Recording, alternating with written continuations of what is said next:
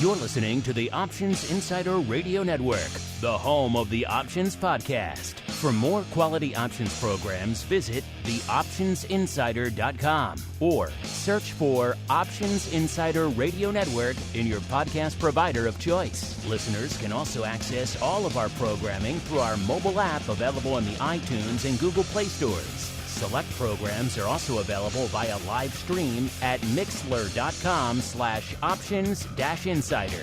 That's mixlr.com/options-insider. Don't forget to follow along with your favorite programs and submit your own questions for the hosts at twitter.com/options, stocktwits.com/options, facebook.com/theoptionsinsider, or via questions at theoptionsinsider.com.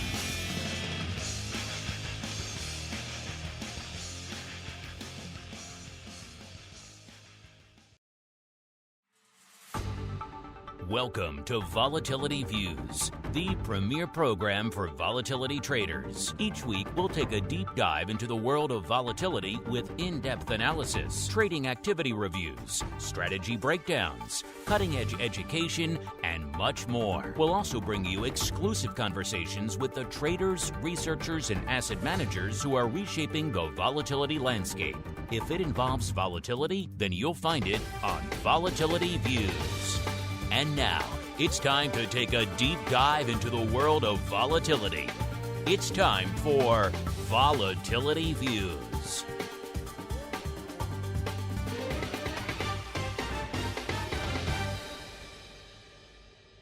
All right, everybody, that music means it is Friday. It is noon Central. It is 1 p.m. Eastern. Do you know what's going on in the world of vol? Well, let's find out together, shall we? It is time once again for Volatility Views, the premier program for volatility traders. My name, of course, Mark Longo from theoptionsinsider.com. Reminding you at the top of the show, make sure you subscribe to the full network wherever you get your favorite podcasts. And of course, today's the last day to get your name in the hat for the October Pro Trading Crate, to also get in before the curtain closes on the after party for today's show, aka Options Oddities. I do believe I will be joined by the options guy himself, Mr. Brian Overby, to talk about some fun and funky trades. If you want to check out all that cool stuff, pro Q&As, everything else, giveaways, live streams, early access to cool stuff, and a whole bunch more, theoptionsinsider.com/pro is the place to go to learn more. As we learn who's joining us on the old Vol Views program today. First,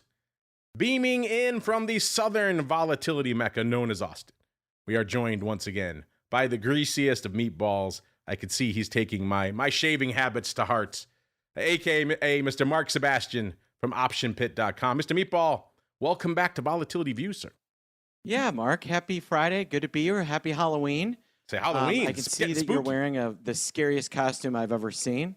Yes, a plain shirt. It's very scary. Terrifying. Yes.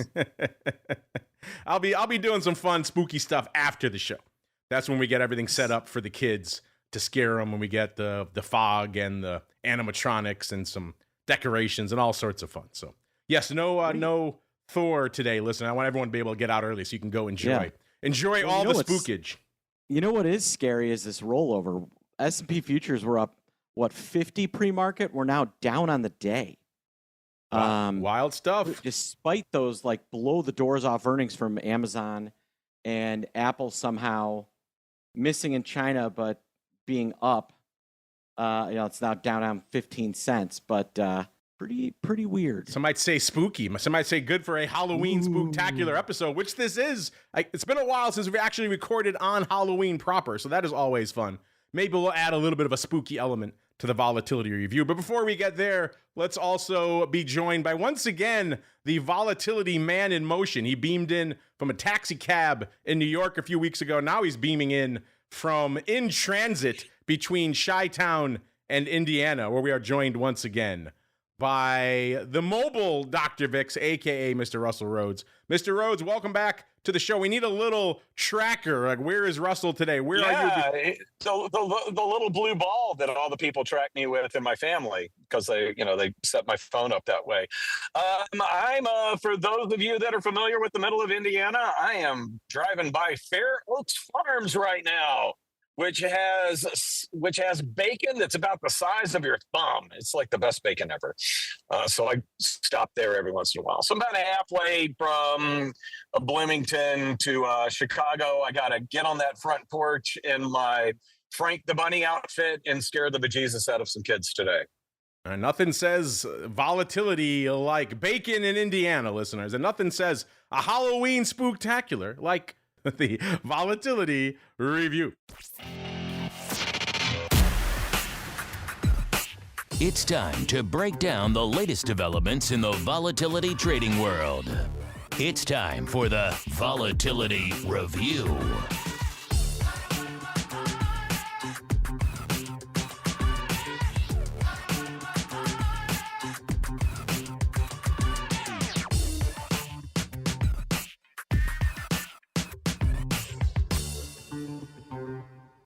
Oh, there we go.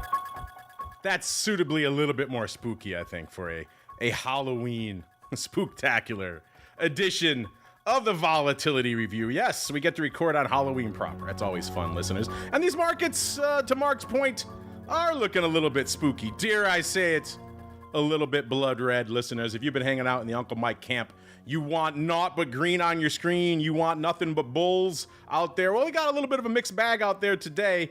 In fact, we just ticked again as we were talking. We were slightly red. Now we're kind of flat. The other day, we were just talking with the Flow Master yesterday.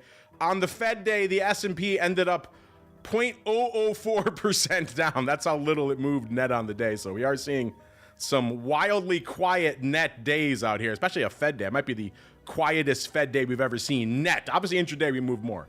So we're seeing a little bit of that right now, vacillating around the unched level. Still a bit of a mixed bag as we're kicking off the show. The Dow's still in the red, off about 0.2%.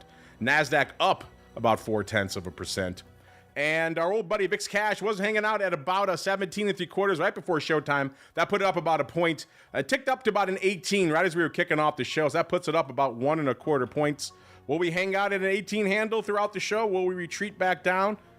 It is Friday it is Halloween, so I wouldn't be surprised to see things get a little bit spookier as the day goes on. That'd just be appropriate out there. Speaking of getting spooky, our old pal Volley, Scott Nations, was just on the show with us last week. That is his Just the Facts, ma'am, straight at the money vol measure, ticking up a little bit as well. Was at around a 15 when we kicked off the show, up to about a 15 1/4. Now puts it up a little over 2, about 2.15 points from where it was this time last week. And VVIX also getting a little bit frothier. It was at about a 104 right before the show, now up about a 106. That's up 9 points from where we were this time last week. So yeah, no logins on the show this week, but maybe a little bit of Michael Myers action on the show this week. Mr. Meatball, are you feeling, I should say, suitably scary? And then what is catching your eye in a bit of a Halloween spooktacular market, sir?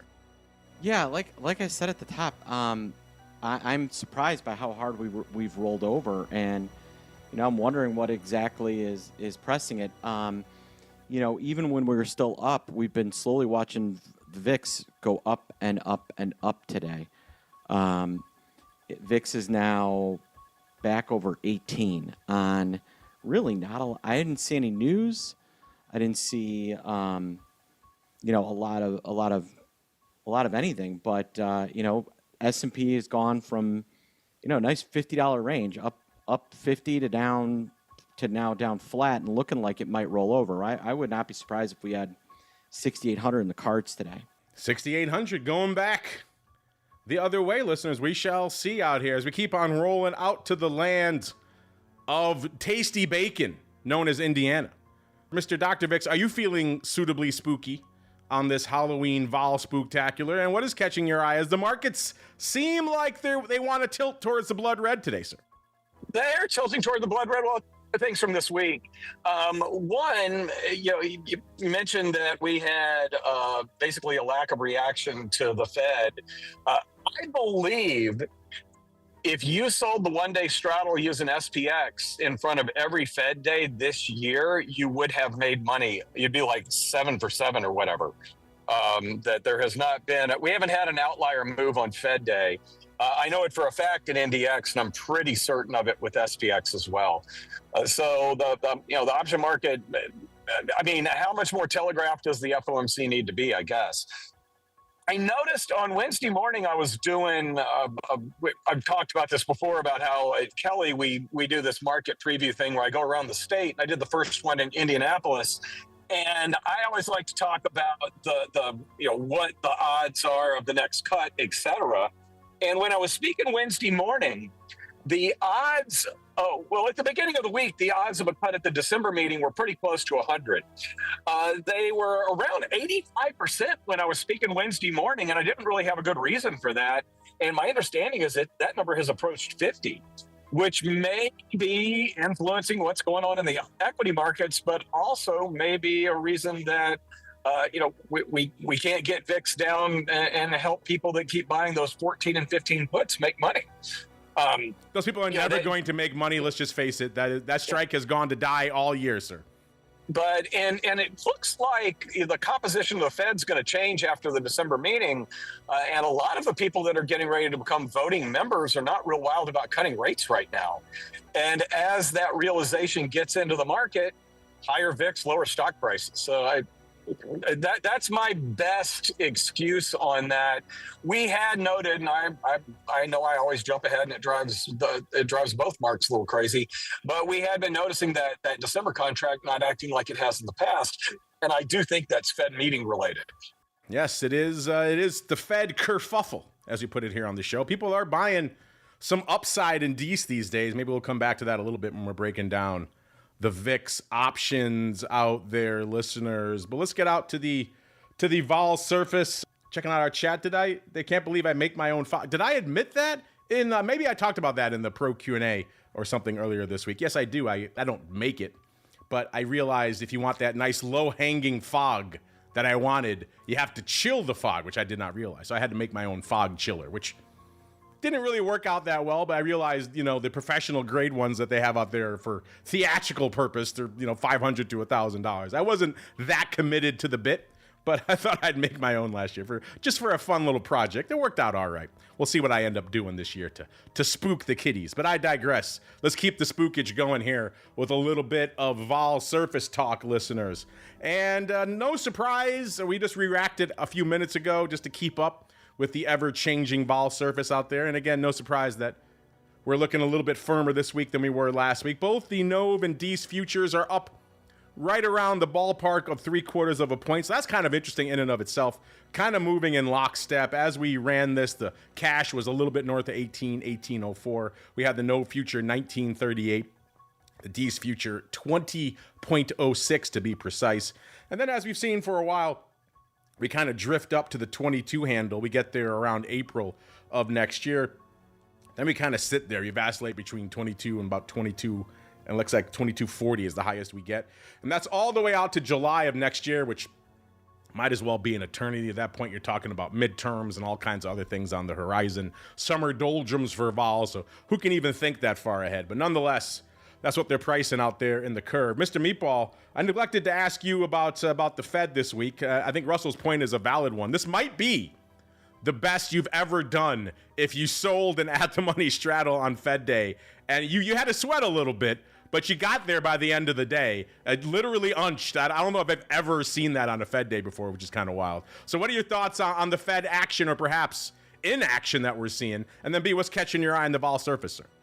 Yeah, there was an opportunity. If you own that straddle, you could have sold the calls for a really nice profit and then the puts for a really nice profit. Yeah, if you were daft, I think it's a day that both people could have won. Yes. It was a good day. I'm with Russell. Consistently, we're seeing, the spark of all these daily option selling programs is having a direct effect on straddle pricing. And if you're willing to trade it, you can make money almost every day on these things. Like going into today, for instance, we've got a 55-point range. And how much was the straddle yesterday for the at the money? 1 second, I'll actually tell you. It went out, let's see, 68.20 30th. Here we go. Sorry, this is taking so long, folks. Don't mind me. The 68.20 straddle yesterday went out at the close. We actually were up after the close. It was about $40, and you would have won on both sides of it. In terms of the vol surface, VIX is really, like I said, kind of without a lot of movement. VIX is really getting a nice little bid. There are some things that I don't really like about it. The spread between November and the cash market seems pretty normal, like 1.2 points, maybe a little bit tight, but there's about 3 weeks left on that. That's about normal. December is still bid, and to Russell's point, I believe that is that Fed meeting. And then you do get a big jump between December and Jan, which makes things kind of extra interesting. Extra interesting indeed. Mr. Rhoads, if you can put down your roadside bacon for 2 seconds, what is catching your eye out there on the vol surface this week? Well, like I mentioned, the December contract is, not acting like it's supposed to. It's ruining the thing that I drone on and on and on again about every year. I really had not realized the significance of the Fed meeting and how much turnover there was going to be after the December meeting. I knew that it was, Powell was would possibly go off, but I didn't realize that there was a kind of a replacement with folks that are not as that are not as fired up about cutting rates. And I think that is explained why when you looked at all these meetings in 2026 and the odds, it was 50-50, 50-50. We'd get 3 rate cuts, but nobody really knew the path that we were going to take. I think that sort of uncertainty is definitely working its way into the December meeting as well. Maybe not so much as to what they're going to do decision-wise, but what other pieces of information are going to come out. Now, you've got to assume, we've been talking about, or I've been talking about how December will be around when we get the Fed meeting. You've got to assume that there's probably going to be some sort of a crush around it'll be interesting to see how January is priced relative to December, I guess is what I'm trying to say in a roundabout way. And might be, there might be some opportunity there to be short January and long February a bit earlier than you would think about doing one of those calendar spreads, as once we get that December meeting past us and we have a little bit more certainty as to what the Fed looks like. All right, let's see what VIX options are looking like out there today. By the way, the chat still giving me a hard time for chilling my fog, saying don't keep it in the freezer too long. You get into fog machines, you'll see what I'm talking about. There was a safety reason as well. It was venting right into pretty much a smoke detector, and I didn't want to set off a smoke detector where I had all my stuff. So I was trying to keep the fog low level. And hey, it's commitment to the gimmick at the end of the day. You go big or go home. So you too will discover once you start bringing your display to the next level. I will say right now, I'm definitely the only person on this show who has made a child vomit with his Halloween display, and not because of anything gross. They just couldn't handle the intensity of it. So there we go. I have that feather in my cap, and it was the chilled fog, I think, that did it. Let's see if VIX options are out there chilling today or not. The answer is they're doing all right. They're kind of about where you'd expect them to be right now. 365,000 contracts on the tape. It's a little light, but not terrible. The ADV is 912,000. That's up another 52,000 from this time last week. So you might be forgiven for expecting a little bit more juice out there today. But 365, it's not nothing. We've seen many Fridays sub 200,000 this time of the show. So we'll take what we can get out there. Speaking of what we're getting still 8-2 calls over puts. That ratio hasn't budged for a few weeks now in our proprietary TM VIX Top 10 indicator. Number 10. Kicking it off in the Nov 30s this week, listeners. We have 206,000 of those bad boys. Again, for the number 10 spot. Number 9, we're going a little bit closer to the fire, but a little bit farther out. 211,000 of the D's 24s. So Nov 30s not doing it for you. How about the D's 24s? Number 8, listeners. We're going funky town again. 216,000 of the Jan 60s, right back to the fun.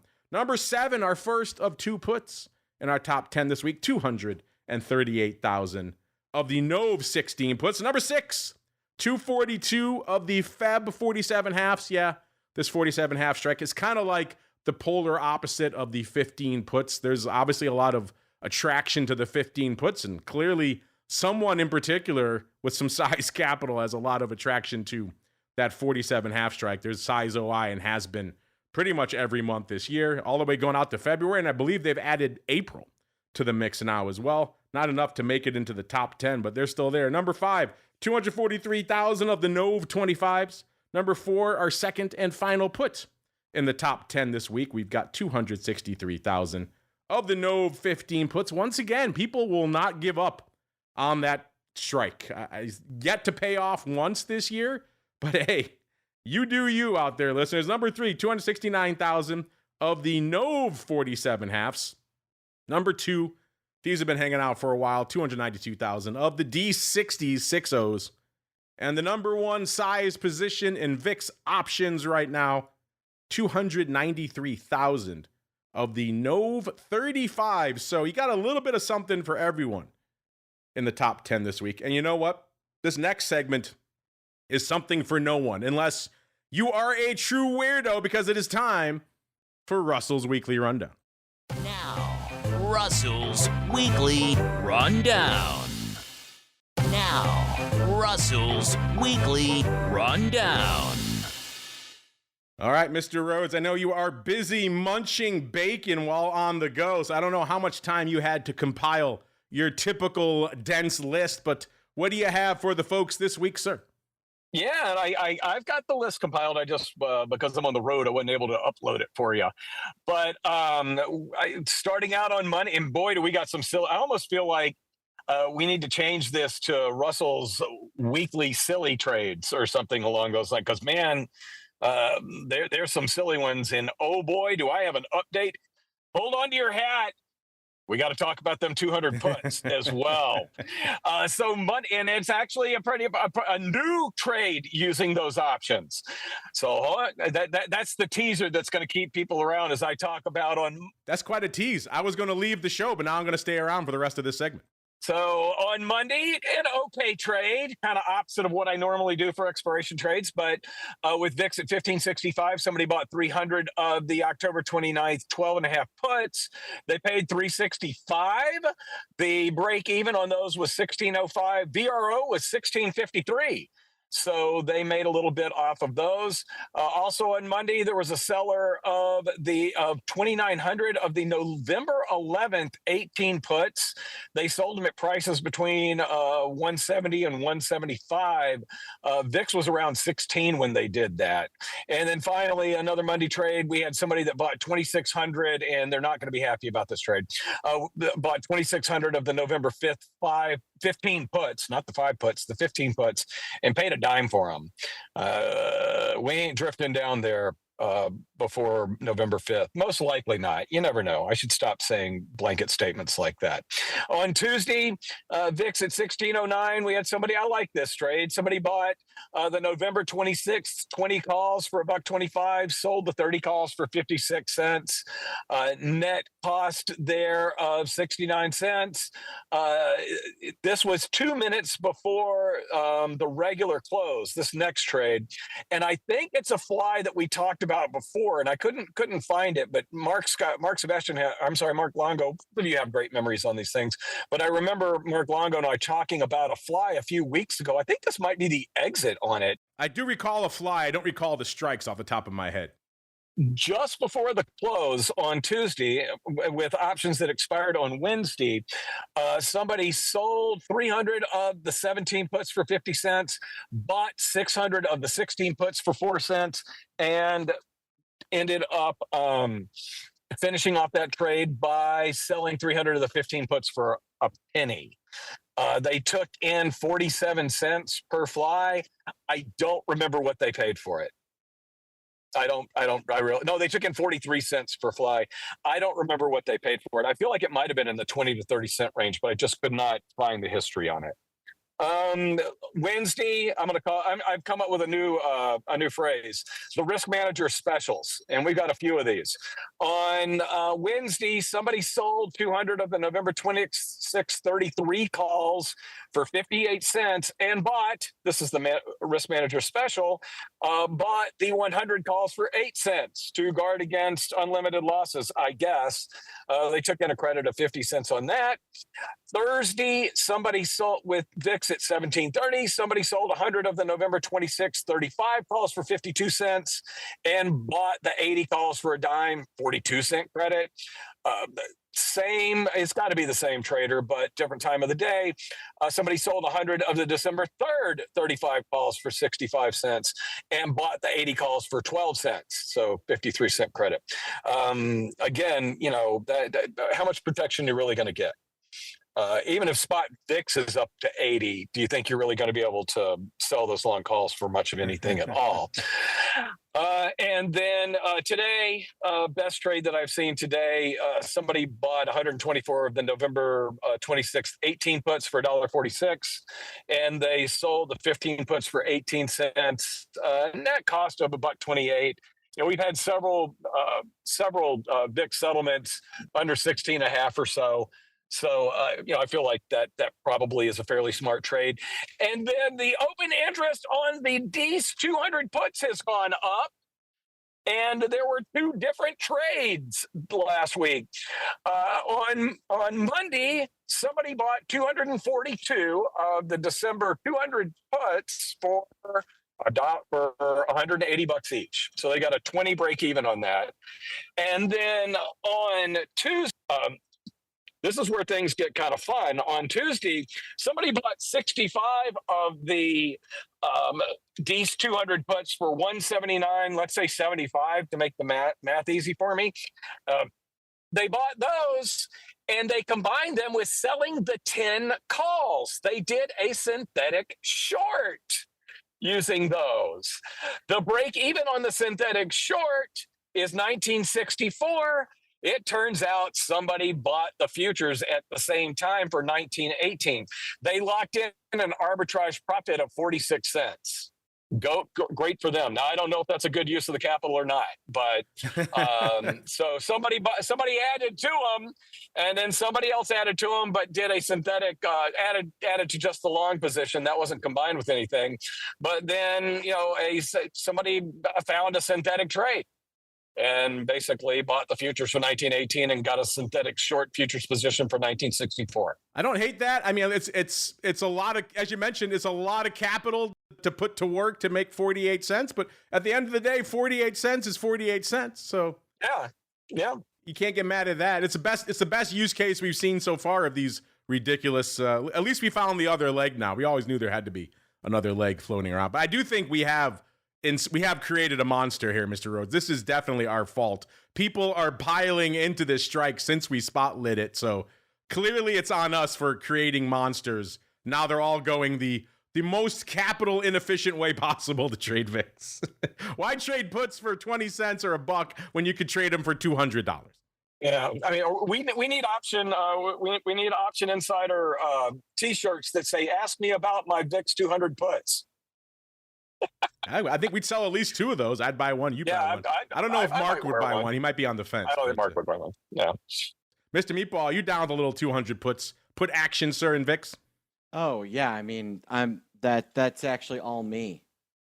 I said, I don't want to own the 100 puts. I want the 200 puts. Why buy something when you could buy the same thing for twice as much? Why not? Exactly. Why not? Why is that your new newsletter? Twice as expensive puts as you ever possibly thought. That is my motto. Let's do things as least efficient as we possibly can. Tie up as much capital as possible. Newsletter. I would subscribe to that. Oh, yeah. Let's see what folks are subscribing to out there in VIXland today, shall we?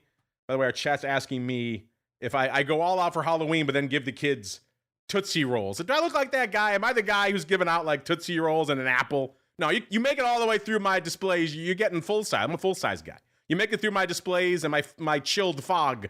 You're going to earn yourself something good. How dare you besmirch me? Oh, yes. The rest of the chat coming to my defense. They know I'm a full-size kind of guy. If you go Halloween, you go big or go home.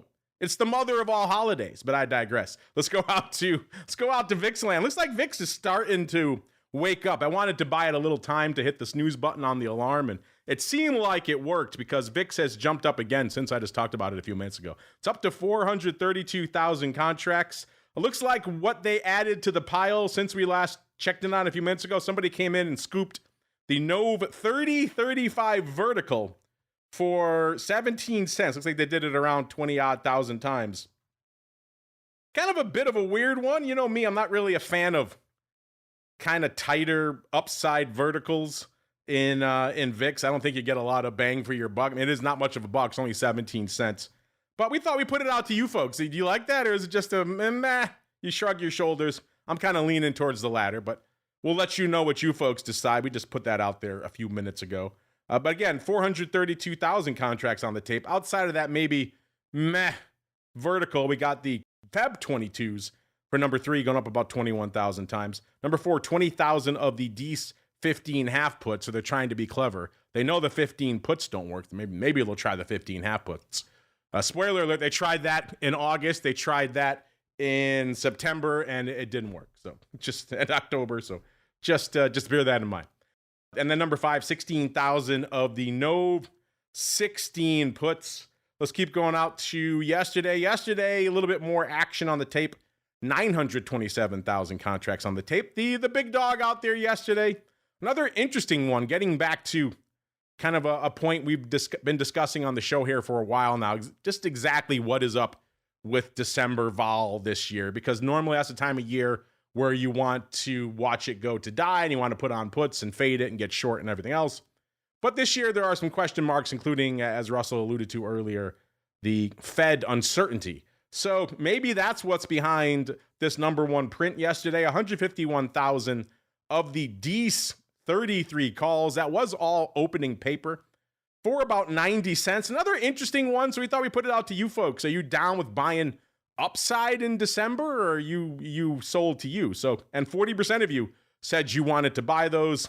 33.3%. So exactly a third of you said sold to you naked, straight up, no spread or anything. And then about 13% each saying sold as part of a spread and buy them as part of a spread. So clearly over half want to buy them either as straight up or as part of a spread, slightly over half. So again, our audience kind of mixed on DEIS VIX positions, which we've been seeing for a while here. I get it. There's arguments for both sides. Like maybe you like number 2 better, 41,000 of the DEIS 18 puts for $1.40. Those are obviously a little bit meatier there. Number 3, 38,000 of the NOV 47.5 calls. Number 4, 33,000 of the NOV 30s. And number 5, 31,000 of, again, 15 puts. People cannot quit these.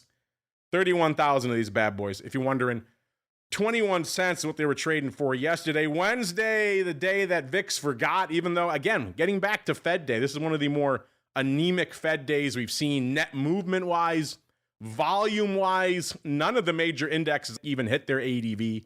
VIX certainly did not. Only 480,000 contracts on the day, so pretty much half of its ADV, a little more than that. The big dog on Fed day this week, 26,000. Again, DEIS 15 puts. People cannot give up on these things. Number 2, 24,000 of the Feb 15 half puts.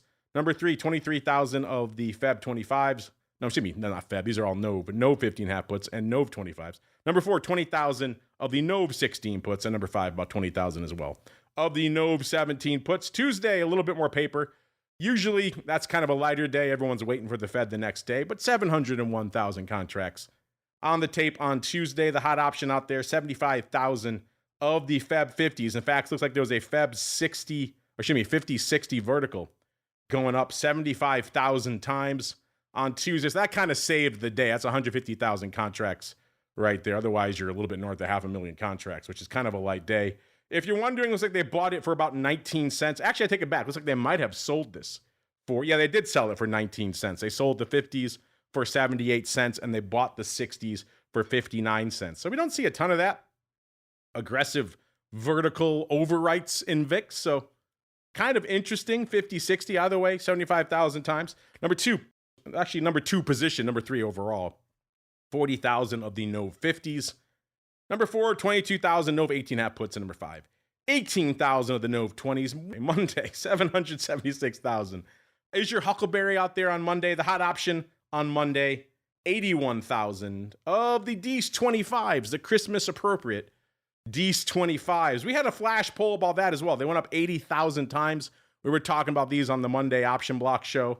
$128 was their average price. We said, that price, are you a buyer or a seller? And once again, you folks literally cannot make up your mind. This poll went out 50-50 exactly between buying and sold to you. So again, there's a lot of back and forth in Dees right now. That's kind of what makes a market. If Dees is too far out for you, number 2, 43,000 of the Nove 25s. Worth noting there's OI on both of these, so they could have been closing. Number 3, 32,000 of the Feb 26s. Number 4, 31,000 of the Nove 18 puts. And number 5, 27,000 of the Jan 50s, 5 O's. Mr. Meatball, a lot of stuff to unpack here this week. The persistent drumbeat that is the Dees 15 puts. People will not give up on these. We got a little bit of a weird kind of vertical today, the Nove 30-35. We had a more interesting vertical perhaps on Tuesday, 75,000 of the Feb 50-60. Kind of a weird one. Paper looks like they sold that one. Any of those float your boat? Anything else catching your eye in the world of VIX options these days? Yeah, yesterday there was a big order for the December 33 calls. 123,000 of them trading. Those are up a little bit today. What really catches my eye is the lack of volume today. You would have thought with this rollover and with the move in the VIX itself that it's making kind of out of nowhere that there would be some interest, and volume is light today. We might not hit 600,000 contracts today at the rate we're going. So I'm a little surprised that we've not seen a little bit more interest out of option traders today. Let's see what interest we are seeing in the world of vol ETPs, shall we? Let's start out in the land of all things inverse, listeners. And as you might imagine, SVIX taking a bit of a breather.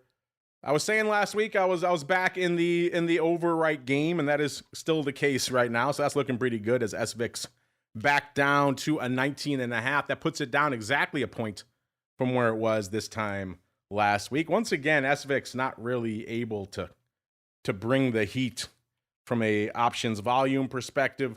Only 3,400 contracts on the tape today. That's against an ADV of 5,200. Now that said, it is moving in the right direction ADV wise. It is climbing another 200, but 200 a week gonna take you a long time to get to the numbers you need for this thing to really be a relevant player. And since we're talking SVIX, let's also talk its sibling of UVIX. 10.25 right now. It was at 985 when we started the show, so ticking up another 0.4 of a point. That puts it up 0.85 on the week, so not quite a full point, but pretty darn close. Putting up 45,000 contracts today, which is exactly its ADV, also 45,000, and that's up 2,000 from this time last week. So UVIX moving in the right direction from a volume perspective, and certainly doing that today, even if SVIX can't really get out of its own way from a volume perspective. Mr. Rhoads, what's catching your eye in your favorite vol combo of SVIX and UVIX, sir? Well, I joined you and overwrote and sold the 20 calls against my SVIX. I'm kind of happy about that. I'm overdue for weekend volatility, buying UVIX on Friday afternoons and holding. I continue to do that. Yeah, we do need a little pop. Yeah, I've been giving it back, but that's actually how long volatility trades work. You lose, and then boom. And as long as I'm kind of following along and doing this, we'll let everybody know if I forget to do my Friday trade, because that's when it's going to work. That's when we need the indicator, yes, because that's when we. Yeah, that's the indicators. Russell forgot to put it on, so the market's going to crash over the weekend. Let me ask you this, because I've been playing around with that a little bit myself of late. And, I try to stick to the discipline of the trade, which is I buy it after you do. You buy it a couple hours to go in the day. I don't want any of that delta risk. I just buy it right pretty much before the close. It's the one time in my trading career where I might actually have a use case for a market on close order. I've always disdained that order type. It seems like the laziest thing on the planet. This is the one trade where theoretically I could have a use case for that. And then I usually bail on it right on the Monday open. That's the discipline of it. I have noticed lately that Monday open seems to be one of the worst fills of the day. And then at one time I got distracted, I pulled a U. I don't think I put my order in until about a half hour after the open. I got a much better fill. And so it does seem like people are gaming you right on the open. Have you noticed that, sir? Well, and I downloaded and haven't worked with it yet, but I downloaded 30-minute data on UVIX, and I was going to take a look at exiting, letting the dust settle on Monday morning, and got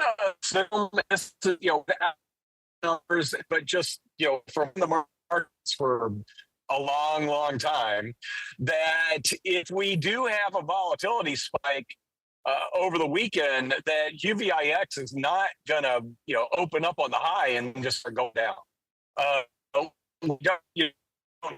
Half of the weekend, you're probably not going to lose too much by waiting an extra half hour to get out of it. So I don't know. Yeah, I'm playing around with the exit part of it more than the entry part of it. Just because I feel like there probably is some behavior that would benefit you on winning days, and you'd be better off maybe sitting on it for so of the day. And on the other side, just in my mind, it feels like if you waited to try to get a better exit than the open, it might, you might be able to do just a little bit better. It may not even be worth all of the effort behind it. So I just wanted to, I was going to experiment around with exactly what you're saying. And I guess I have to report back next week. There you go. Do homework, if for not, then my own benefit, sir, for how I execute my trade. That's how I run my shows here. It's all for me. But, it's something I have noticed. You're right. I like to stick with the discipline. I don't want to ride that stuff if I don't have to. But there could be the flip side of that. A lot of times VIX gets the weekend back right on the open. Some of that could be wearing on UVIX as well, which is why you're getting those terrible fills on the open. Mr. Meatball, I'm curious, first off, what's catching your eye in the world of inverse and indeed levered vol? And then B, what are your thoughts on that? If you've ever done that kind of weekend hedge trade, do you think there's something to it, maybe waiting a little bit for your execution, or is it better just to dispense with the risk and move on with your day? The amount, I'll just, we're both ex-market makers, and any opportunity I got to, that opening print was, you make a couple $100 on that opening print. It's never going to be a very good no. Because we know that when you put that market on open, that you're not exactly very price conscious. So, and markets are at their widest on the open. It is the easiest to pull off shenanigans. And so, yeah, even if you wait 2 minutes and then sell it, you're going to do better than the market on open. That is, don't use those orders, folks. I don't use. I will say to sell it, I don't use that. I use limits. I'm not a madman. But even then, the limits, they will squeeze you. Absolutely. I don't blame them. Right? I mean, you and I are both in the business. I mean, they listen to this show. They know I'm coming in on the open on Monday. Yeah, they're going to squeeze me. God bless them. God bless him is what I Here say. comes Longo again. That print is now $1 below it. Sold to us. We're going to squeeze Longo and Dr. Vix and everyone. Then we print it back up. That's anything else catching your eye in the world of, have you been overwriting your SVIX as well, sir? Yeah, you got to right now. I mean, that is the only way. SVIX has been kind of dead money for a while. VIX continues to be kind of pretty stubborn. 16 to 18 seems to be the comfortable range. It's funny, like, as we talked about, SPX is two different products.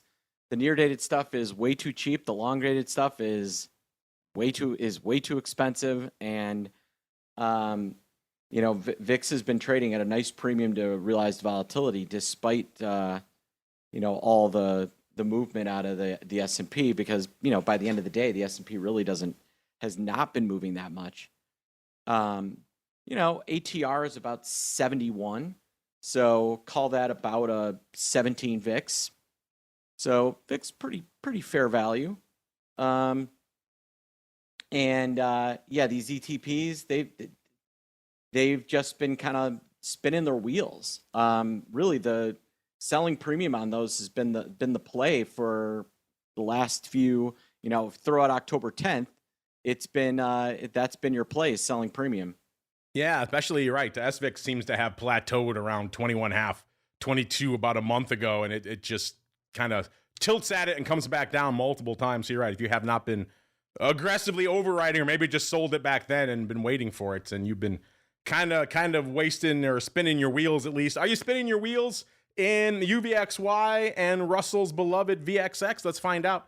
UVXY just a tick below the 11 handle right now, 1095 listeners, up about 0.8 of a point from where it was this time last week, putting up 114,000 contracts. So you can't take the liquidity argument away from UVXY, but that is the only argument in its favor. Everything else, UVIX is putting up 45,000, so it's starting to get there. It's respectable.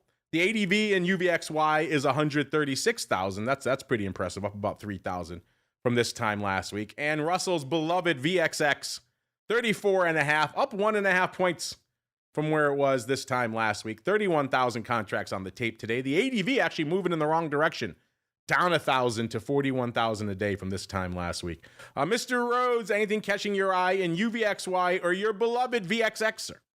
Nah, I haven't really been doing too much in that space right now. Just sticking with my SVIX and my UVIX. If we get a volatility spike, I might take a look at. I've always found selling call spreads against VXX when we get volatility spikes is usually a nice short-term trade. So if I ever do anything in VXX, that's what I would be using it for. Mr. Meatball, are you up to anything in VXX or in UVXY these days? Anything catching your eye? Not in particular. I'm waiting for. Like I said, it's been just kind of dead money. VXX has not really did hit a new low on the 27th, but it's essentially been about $34 for over a month. You got a little bit of a pump up to 40 during the expiration week, but it's been dead money. Same thing with UVXY. They're just sell premium. That seems to be the theme in these ETPs. Sell the preem and live the dream. Is that the case in single name vol these days? Well, the answer is no. Our seasons are still looking pretty spicy. We have a number of names that are crushing it in one direction or the other. Meta falling out of bed. Amazon rallying hard. A lot of names blowing away their straddles. So kind of doing the opposite of the SPX and VIX on Fed Day. Kind of crushing it, and you're seeing still the bias is to buy vol, but that has come in a little bit. Our season right now hanging out, if I can get our latest updated reports from our friends over there at Rhoads. Our season hanging out at 117% right now, listeners. So that is a certified banger. 100% is if everything moved in line with their straddles, listeners. So 117% is pretty spicy. Our long-term average going back 12 quarters is 102%. It was higher. Obviously, one quarter rolled off the board and knocked that average down a little bit. It was up at about 112%, I believe, maybe a little bit higher. So that has come in a little bit. Still biased towards buying vol. That is from the middle of the week. We've yet to update it with the numbers from, Amazon and Apple and all those crazy ones. So once we add those in and Meta, that number is probably going to get even wilder for this season. So yet again, another season where, at least for right now, buying vol has been the name of the game. If you want to see all that for yourselves, we like you folks. We give it to you for free, theoptionsinsider.com. Click on the Options News and Articles tab, or if you just follow us on Twitter, we tweet that stuff out a lot as well. So check out all that data there. And speaking of you folks, let's get really quickly to some of your volatility voicemail.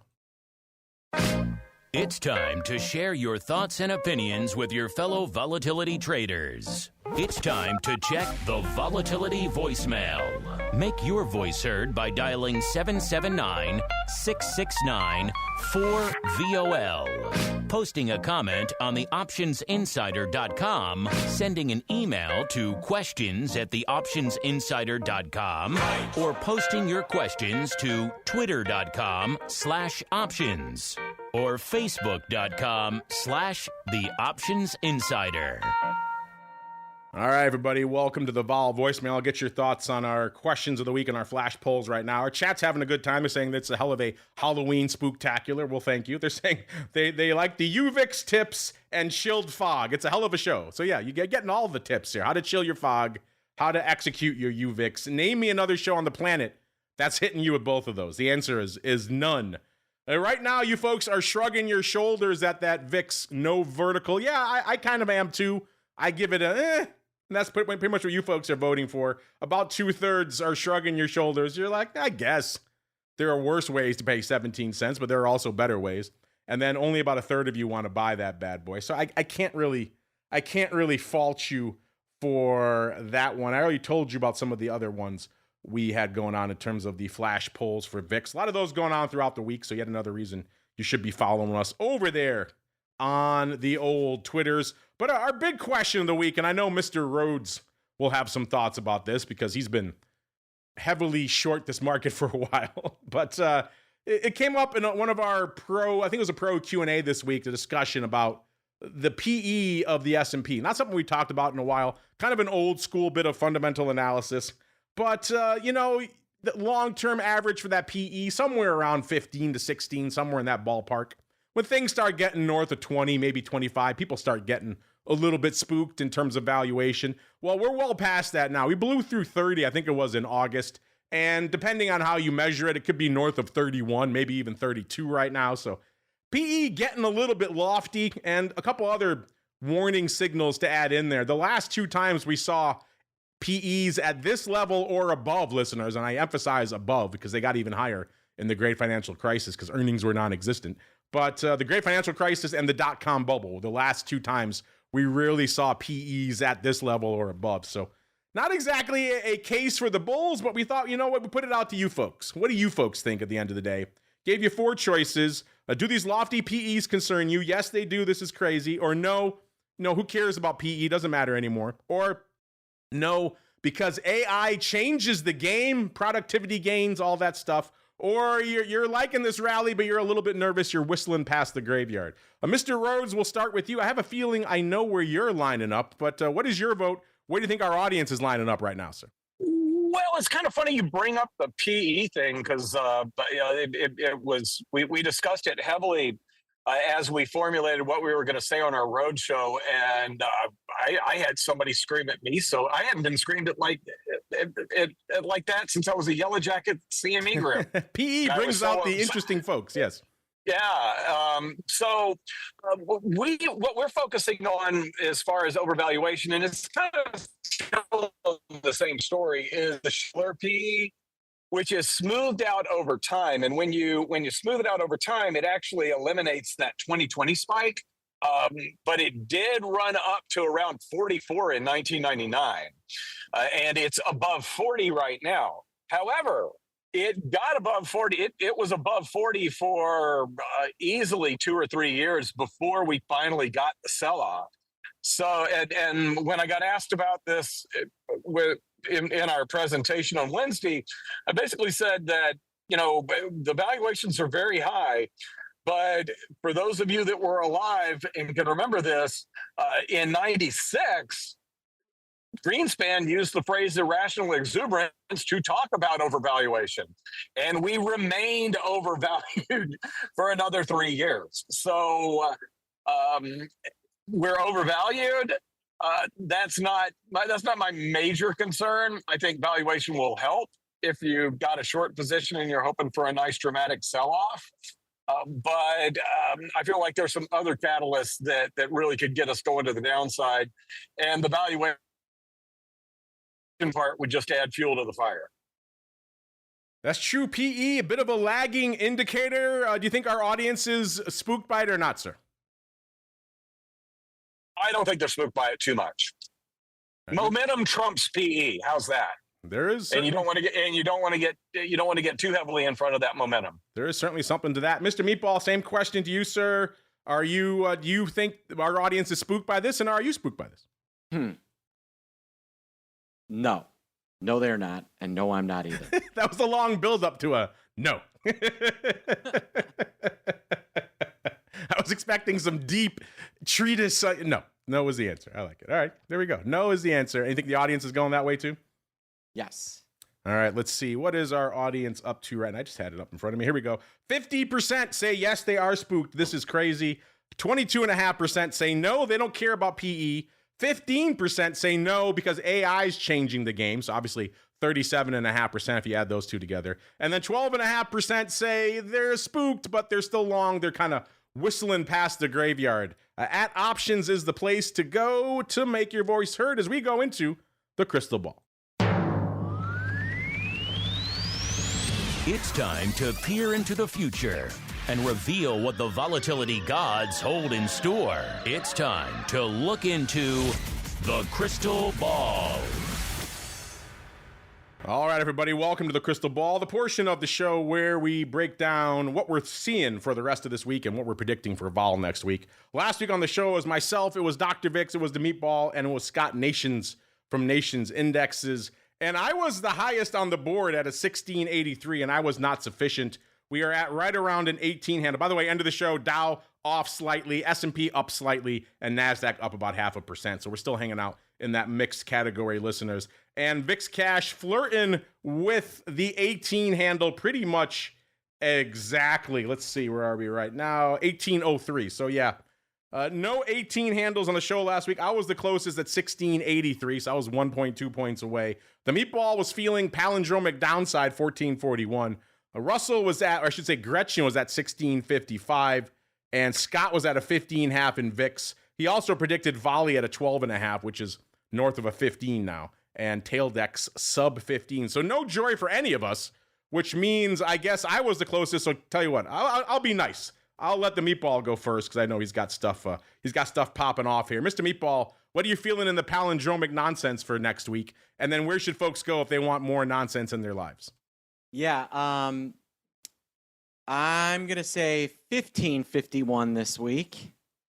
And follow me on Twitter at Option Pit. And you can get all kinds of fun action there at Option Pit. So that was 1551, sir? Yes, you got it. All right, palindromic downside. Go flash people with Andrew in a dark alley, sir. Mr. Rhoads, same question for you. What is floating your boat for vol this time next week? Well, I consulted Gretchen, and Gretchen has some questions for you as well. I know we're running out of time, but Gretch said 1815, and based on the regression model that tells me where VIX will be exactly a week from this very moment. Which hasn't worked worth a damn so far, but we're going to keep trying. Gretch wants to know what the prizes would be for, a non-sentient being if they win this. She gets more compute power. We'll buy some more computing power. There we go. We'll pump up the juice for her. Okay. And you know what? We have a late edition, or I should say an early edition. He is joining me in a few seconds past the velvet rope for Options Oddities. But since he's here early, Mr. Overby, if you're feeling brave, you want to hazard a guess for VIX this time next week, or are you too chicken? Wow. Just call me out. Talking smack. Wow. What you got? I'm not scared. It's Halloween. I'm not scared of anything. My display would scare you if you came around here. I'm just saying. All right. Yeah. Well, it's obviously going higher. I don't know what you guys are thinking. I'm going to go 19. I think some crap's going to happen in the market next week. If the government doesn't actually get open up, the stuff is starting to hit the wall, if you will. So I think that there's a possibility that that volatility spike that we didn't get in October, we might see in the beginning of November. Interesting. You're kind of putting down what I'm kind of feeling there as well. I was feeling more last week. I just wasn't feeling enough. I am also feeling more again this week. And, I'm going to let you have your 19 handle because I was thinking a little bit more than that anyway. My question is, do I dare breathe a 20 handle into existence? And you know what? The answer is yes. 2035 is the accurate prediction for this time next week. So there you go, listeners. There's your vol market. The right answer, 20 and a third. So I guess overwrite your SVIX or get out of it this week. Mr. Meatball on the downside, 1551. Russell, 1815. And surprise guest, Mr. Overby, at a 19 even. Before we get out of here, Mr. Rhoads, while you enjoy your drive home, if folks want to check out any of the cool stuff you have cooking or your vol musings, where should they go? What should they do? My Twitter at Russell Rhoads. If anybody's going to the academic conference they're having at SEMO in a couple of weeks, I'll be lurking around there. And I will be at a volatility summit the last full week before Thanksgiving over in London. So if anybody wants to meet up, chat, talk fall, all that kind of stuff, I will be all over the place in November. So we got all kinds of numbers flying in from our chat, including a 25 handle, 2531, because of election vol plus the Venezuela invasion. I think if boots are hitting the ground in Venezuela, we're north of a 25. I hate to break it to you, but yeah. Wow. Okay. Yeah, there you go. Add that factor to Gretchen, Mr. Rhoads, and see what she says. What's her Venezuelan invasion factor? I love it. I'm going to go ask ChatGPT what'll happen in the stock market if we conquer Venezuela. There you go. You do that, sir. Probably save lots of unhappiness because our drug cartels are going to be shut down too, and that Wall Street won't like that. No, they will not. But you should enjoy the rest of your ride home. Mr. Rhoads, go scare some kids in the hinterlands of Chi-Town. That is going to do it for our Halloween spooktacular here on Vol Views. Hope you were suitably scared. UVIX tips, VIX prognostications, some chilled fog, maybe a smattering of Venezuelan invasion vol. All sorts of fun on the Halloween spooktacular this year. But you know what? If you need more in your life and you're hanging out in the pro right now, just stay tuned. I'll be joined by some Green Bay Packer guy to talk all things options vol in a little bit and options oddities. Should be a good time. If you haven't signed up yet, theoptionsinsider.com/pro. You better get in there. You want to get your name in the hat for the October Pro Trading Crate. And you can also catch this one on the replay. You'll be too late to join them, but you'll be there next week for all the fun, including pro Q&As and options oddities and everything else. Back again next Monday for the option block all the way through to next Friday. Another episode of Volatility Views. Stay safe out there, everybody.